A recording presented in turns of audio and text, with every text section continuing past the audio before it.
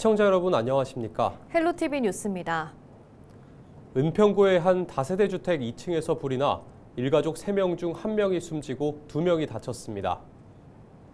불이 난 곳은 은평구 녹번동의 5층짜리 다세대 주택입니다. 집 거실이 새카맣게 타고 건물 외벽에도 그을린 자국이 남아 있습니다. 불은 어젯밤 10시 30분쯤 났는데요. 소방당국에 따르면 아래층에서 펑 소리와 함께 검은 연기가 퍼지고 있다는 신고가 접수됐습니다. 계단 내려가려니까 벌써 연기가, 검은 연기가. 소방사 아저씨 문 떼느냐고 난리치더라고. 아유, 깜짝 놀랐다니까 그래도. 불은 출동한 소방관들에 의해 40여 분 만에 꺼졌지만 이 불로 집안에 있던 40대 엄마와 10대 아들이 크게 다쳐 병원으로 옮겨졌으며 심정지 상태로 발견돼 병원으로 이송된 12살 딸은 끝내 숨졌습니다. 경찰과 소방당국은 19일 현장 감식을 하는 등 정확한 화재 경위를 조사 중입니다.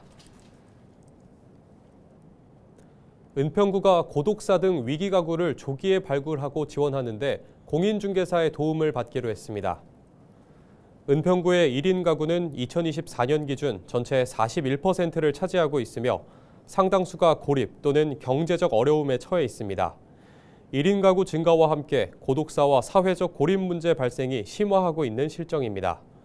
사회와 단절된 채 혼자 살다가 죽음을 맞는 고독사는 2019년 2,900여 건에서 2023년 3,600여 건으로 증가했습니다. 이에 은평구는 관내 1000여 개의 부동산 중개업소의 공인중개사와 협력해 위기가구를 발굴하고 복지 서비스와 연결하기로 했습니다. 공인중개사는 임대차 계약 시 임대인에게 위기가구 발굴 활동 매뉴얼을 설명하는 등 고독사 예방 활동에 나섭니다. 이들은 또 우편물 방치, 월세 체납, 연락 두절 등의 위기 신호가 발견되면 동주민센터에 알리는 역할을 합니다. 심폐소생술 등 응급안전교육을 시행하고 있는 양천 생활안전체험관이 지금까지 7만 5천여 명의 안전지킴이를 배출하며 안전교육 1번지 역할을 톡톡히 하고 있습니다. 양천구에 따르면 지난 2016년 문을 연 양천 생활안전체험교육관은 1급 구조자 자격증을 보유한 전문 강사 3명이 심폐소생술과 외상응급처치 안전체험 등의 실습교육을 진행하고 있습니다. 체험관을 통해 배출되는 교육이수자는 연간 9천여 명으로 지금까지 7만 5,207명이 응급대응 교육을 받았습니다. 이 같은 결과로 양천구는 행정안전부로부터 국민안전교육평가에서 2년 연속 우수구로 선정되는 등 안전문화 확산에 기여하고 있습니다. 대전 초등생 피살 사건 이후 늘봄학교 학생들의 보호 강화 요구가 이어지고 있는 가운데 강서 양천교육지원청이 늘봄학교 지원단을 출범하고 운영에 들어갔습니다. 지원단은 이달부터 늘봄학교 27곳에 50명이 배치돼 늘봄학교 참여 학생의 인솔과 학교지도 업무를 맡게 됩니다. 강서 양천교육지원청은 지원단은 학교와 아동보육 관련 종사자 출신으로 선발했으며 학생 안전을 위해 성범죄와 아동학대 관련 범죄자는 제외했다고 밝혔습니다. 불광천 레인보우교 명칭이 두빛나래교로 변경됐습니다.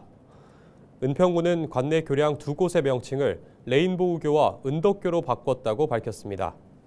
불광천 레인보우교는 2개의 빛나는 날개라는 뜻의 순우리말 이름인 두빛나래교, 진관동 지축교는 은평구와 고양시 덕양구를 잇는 다리라는 의미를 담아 은덕교로 변경했습니다. 은평구가 돌봄이 필요한 어르신들이 제때 약을 챙겨 먹을 수 있도록 약품 달력 지원에 나섰습니다. 약품 달력은 먹고 있는 약을 요일별, 시간대별로 정리해 복약 여부를 한눈에 확인할 수 있도록 제작됐습니다. 이번에 제작한 약품 달력은 900개로 은평구 시니어 공동체 사업단이 폐의류를 활용해 만들었습니다. 양천구가 저장 강박이 의심되는 가구의 주거 환경 개선을 위한 클린하우스 지원 사업을 추진합니다. 지원 대상은 가정 내 적치물로 일상생활에 어려움이 있는 가구로 긴급 복구와 심리치료 등 가구당 100만 원 이내의 연계 서비스가 제공됩니다. 양천구는 지난 2020년 저장 강박 의심 가구 지원 조례를 제정했으며 지금까지 모두 32가구를 지원했습니다. 정부가 5차 철도망 계획 수립을 서두르면서 말도 많고 탈도 많았던 GTX-D 노선의 향방도 관심입니다. 노선 유치를 희망해온 각 지역 정치권도 이번만큼은 수건을 해결하겠다는 각오입니다. 이세진 기자의 보도입니다. 4차 철도망 계획에 오른 서부권 광역급행철도는 GTX-D 대신 김부선이라는 이름으로 불렸습니다. 반쪽 노선이라는 지적이 이어지자 지난해 정부는 더블 Y자 노선을 제시했습니다. 김포, 인천에서 서울 남부를 거쳐 하남과 원주로 향하는 노선입니다. 다만 이 노선이 현실화되려면 5차 철도망 계획 반영이 필수 과제입니다. 이를 위해 GTX-D 추진 의원 모임도 21대에 이어 재출범했습니다. 지난번에 완결하지 못했던 이 GTX-D 노선을 동서축에 반드시 이번 5차망 계획을 통해서는 동서축 완결을 통해서 김부선의 반발에 집회와 삭발, 단식까지 있었던 김포부터 다시 동서축을 잇는 선상에 있는 지역구 의원들이 이렇게 모이셨으니까 4차 철도망 계획에서 삭발했던 그런 각오를 갖고 노선을 지나는 수도권 지역구 의원들이 총출동했습니다. 5차 철도망 계획에서 김부 하강선으로 해야 되지 않을까 이렇게 생각합니다. 가다가 부천에서 머물게 돼서 좀 아쉬웠고 김포에서는 그 노선뿐만이 아니라 계양을 중심으로 인천공항까지 연결되는 GTX-D Y자 노선까지도 꼭 필요한 사항이니까. 국토교통부는 속도감 있는 추진을 약속했습니다. 그러니까 운송수단의 중요성이 너무나 크기 때문에 5차망 반영 이후에는 이제 좀 속도감 있게 예타 절차를 이제 빨리 한다든지 그런 후속 절차가 있을 걸로 예상되지고. 정부는 2026년 발표하려던 5차 국가철도망 구축 계획을 1년 이상 앞당겨 올해까지 수립할 예정입니다. 계획대로 더블 Y자 노선이 반영된다면 GTX-D 노선은 반쪽 노선이라는 오명을 벗고 완결 노선으로의 반전을 노리게 됩니다. 헬로티비 뉴스 이세진입니다. 수도권 지역 6억 원 이하 아파트 매매 거래 비중이 줄고 15억 원이 넘는 고가 아파트 거래 비중이 늘고 있는 것으로 나타났습니다. 부동산 정보 플랫폼 부동산 114는 18일 2022년 하반기 수도권 6억 원 이하 아파트 매매 거래가 전체의 78.5%였으나 이후 2년 동안 그 비중이 줄면서 2024년 하반기 56.3%까지 감소했다고 밝혔습니다.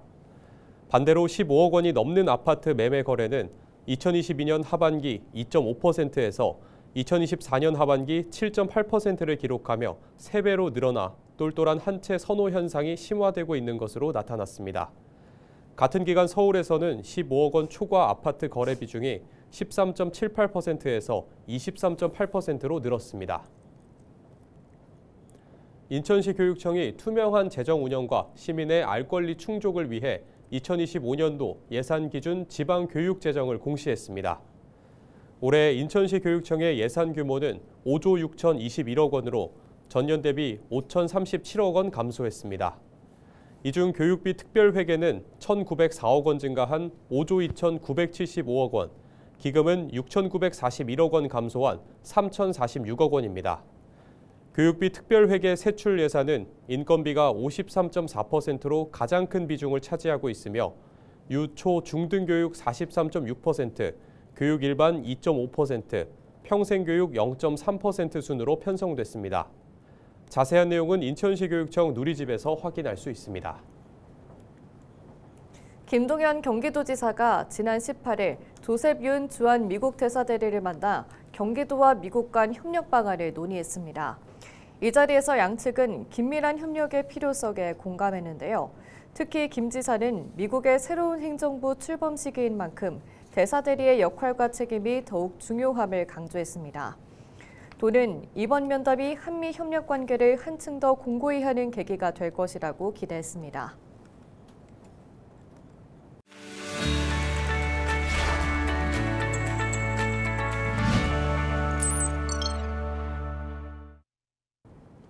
부천 소사 지역 일대는 원도심과 신도시가 혼재된 지역인 만큼 원도심 활성화 과제부터 교통신설 문제까지 해결해야 할 지역 현안들이 많습니다. 신규 철도 노선이나 광역버스 노선도 당연 관심사입니다. 우리 지역 국회의원을 만나 들어봅니다. 경기 부천시병 더불어민주당 이건태 의원입니다.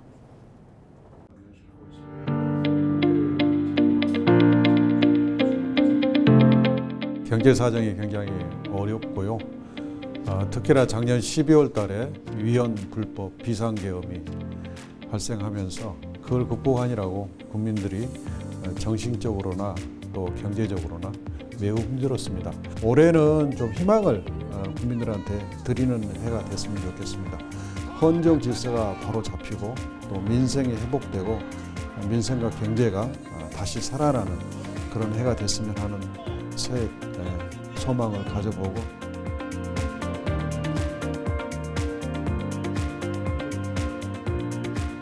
한 해 동안은 저는 법사위에서 일을 했습니다. 기억나는 점은 아까도 말씀드렸다시피 12월 달에 발생한 불법 위헌 비상계엄 사태입니다. 이것을 극복하기 위해서 제가 법사위원으로서 공수처를 방문하고 대정부 정문을 통해서 경찰청과 공수처를 상대로 대질 신문하듯이 그렇게 해결 방안을 제시하고 또 두 기관의 수긍을 받고 하는 걸 보면서 보람도 느꼈고요.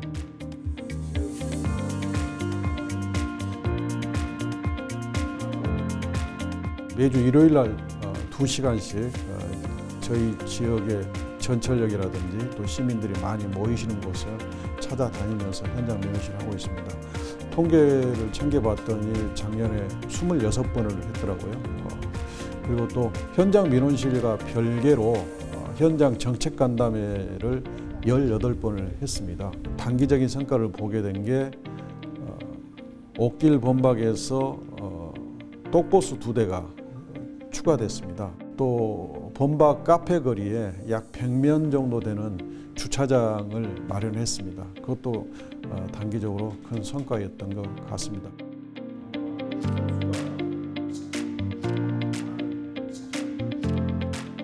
원도심 재정비 문제는 제가 우리 주민들한테 공약으로 약속했던 부분이고, 그래서 이 문제를 해결하기 위해서 제가 국회에서 금년 1월 달에 원도심 지원 특별법을 지금 발의를 했습니다.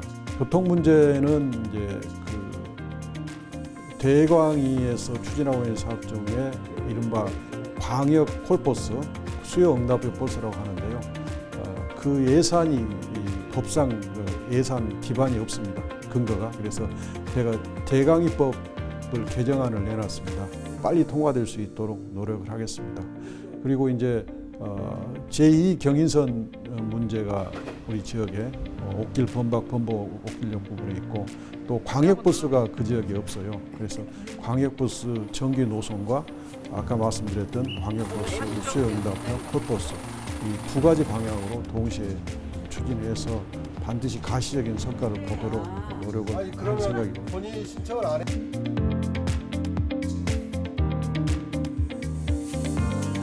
초심을 잃지 않고 소통하는 국회의원으로서 중간 늘 함께하는 그런 국회의원이 될 것입니다. 더 행복하고 복 많이 받으시는 새해가 됐으면 좋겠습니다. 감사합니다.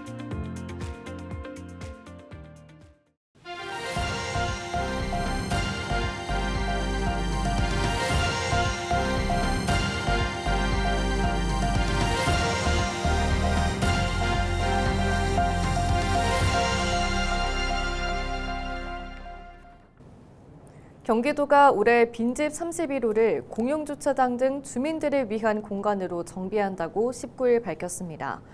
도는 빈집을 대상으로 최대 3천만 원의 철거 및 보수 비용을 지원하고 있는데요. 특히 철거한 빈집 부지에 주차장과 마을 쉼터 등 주민시설도 조성하고 있습니다.